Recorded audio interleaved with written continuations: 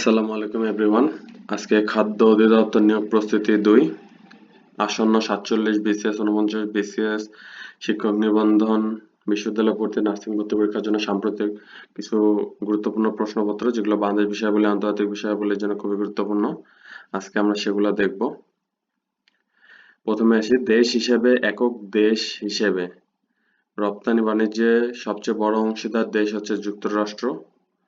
অঞ্চল হিসেবে যদি বলা হয়ে থাকে তাহলে হবে ইউরোপীয় ইউনিয়নভুক্ত দেশসমূহ, এবং যদি ইউরোপীয় ইউনিয়নভুক্ত দেশের মধ্যে সবচেয়ে বড় ক্রেতা রাষ্ট্র হচ্ছে জার্মানি। একক পণ্য হিসেবে সবচেয়ে বেশি আমদানি করা হয় কোন পণ্যটি? তাহলে উত্তর হবে তুলা।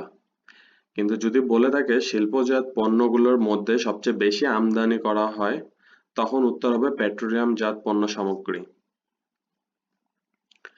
বিদ্যুৎ উৎপাদনে সবচেয়ে বেশি ব্যবহৃত হয় প্রাকৃতিক গ্যাস।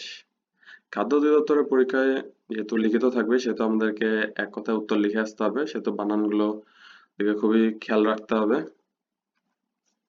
তারপরে কিছু ফুল ফর্ম দিয়ে থাকবে, সেখানে বিটিআরসি ফুল ফর্মটা আমাদেরকে মনে রাখতে হবে, এটি খুবই গুরুত্বপূর্ণ। Bangladesh telecommunication regulatory commission. তারপর হচ্ছে বর্তমানে আবিষ্কৃত গ্যাস ক্ষেত্র 29টি।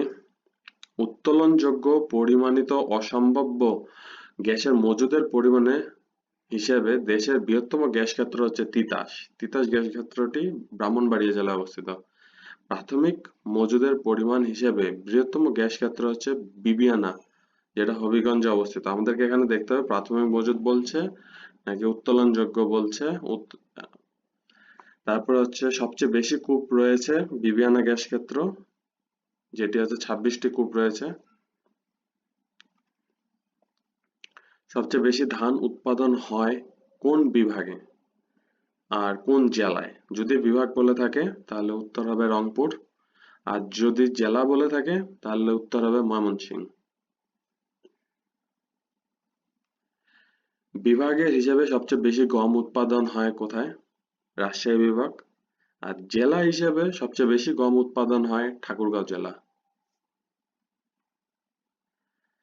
তারপরে বিভাগ হিসেবে সবচেয়ে বেশি তুলা উৎপাদন হয় খুলনা বিভাগে, আর জেলা হিসেবে সবচেয়ে বেশি তুলা উৎপাদন হয় ঝিনাইদহ জেলায়। আমাদেরকে এটা লক্ষ্য রাখতে হবে বিভাগ বলছে না জেলা বলছে। আর বিভাগ হিসাবে যদি বলা হয়ে থাকে তাহলে খুলনা বিভাগ, আর জেলা হিসেবে বলা থাকলে ঝিনাইদহ জেলা। তো আজকে এই পর্যন্তই, থ্যাংক ইউ। আর আপনারা যারা ফেসবুকে আমাদের গ্রুপে যুক্ত হননি, আমাদের ফেসবুক পেজে যুক্ত হয়ে যান, স্কাই কোচিং সেন্টার।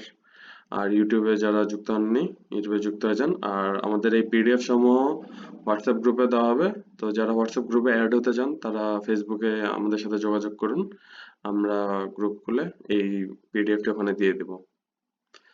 ধন্যবাদ সবাইকে।